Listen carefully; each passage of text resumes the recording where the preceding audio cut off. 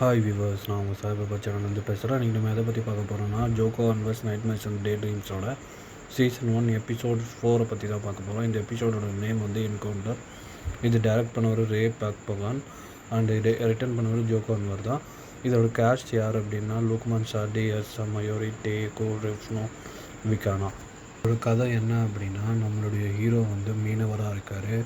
அவங்க வந்து அவருடைய ஒய்ஃபும் அவரும் ஏழ்மையாக வாழ்ந்துட்டுருக்காங்க. அதாவது ஒரு மீனவ கிராமத்தில். ஸோ அவர் டெய்லியும் போய் மீன் பிடிச்சி அது மூலிமா வர வருமானத்தை வச்சு அவங்களுடைய அம்மா வந்து சவுதி அரேபியாவில் இருக்காங்க, அவங்கள பார்க்கணுன்றது தான் அவருடைய கனவு. ஸோ ஒரு நாள் அவங்களுடைய ஒய்ஃபு வேலை செய்கிற ஃபேக்ட்ரியிலேருந்து ஒரு கேமரா கிஃப்டாக தராங்க. ஸோ அந்த கேமராவை வச்சு இவர் எதிர்ச்சியாக ஃபோட்டோ எடுக்கும்போது இதில் ஏஞ்சலில் ஃபோட்டோ எடுத்துடுறாரு. அது கிராமத்துக்கிட்ட காட்டும் போது இவரை வந்து ஒரு கடவுள் மாதிரி பார்க்க ஆரம்பிக்கிறாங்க.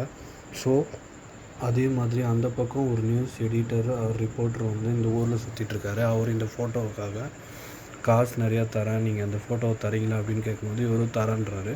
ஆனால் இந்த ஊரில் இருக்க இன்னொருத்தன் வந்து இந்த ஃபோட்டோவை அடையிறதுக்காக இவர்கிட்ட இருந்து அதை பறிக்கிறதுக்காக நிறையா தில்லுமுள்ளு வேலைகளை பண்ணுறான். ஸோ கடைசியாக இந்த ஃபோட்டோ வாங்கினானா இல்லையா, இவர் இந்த ஊரில் உண்மையாலுமே ஏஞ்சலை பார்த்தாரா இல்லையான்னு இந்த ஊருக்கு தெரிஞ்சுதா இல்லையா, இவர் யார் அப்படின்ற சொல்கிற கதை தான் இந்த என்கவுண்டர். இதோட பாசிட்டிவ்ங்கிறது வந்து இது வந்து இந்த கிராம செட்டிங்கு, பேக்ரவுண்ட் மியூசிக் இதெல்லாம் நல்லாயிருக்கும்.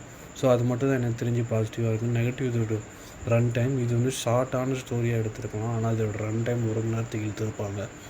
ஸோ அது ஒரு மிகப்பெரிய நெகட்டிவ். இதுக்கு இவ்வளோ பெரிய டைம் தேவை அப்படின்றது எனக்கு தேவைப்படலை. ஸோ அது தப்பாக இருந்தால் கமெண்ட் பண்ணுங்கள். ஸோ இது வந்து ஒரு நெகட்டிவ்னு நான் நினைக்கிறேன். நான் சொன்னது இந்த எபிசோட் 4 உங்களுக்கு பிடிச்சிருந்தா தயவுசெய்து லைக் பண்ணுங்கள், ஷேர் பண்ணுங்கள் அண்ட் மறக்காமல் கமெண்ட் பண்ணுங்கள். தேங்க்யூ.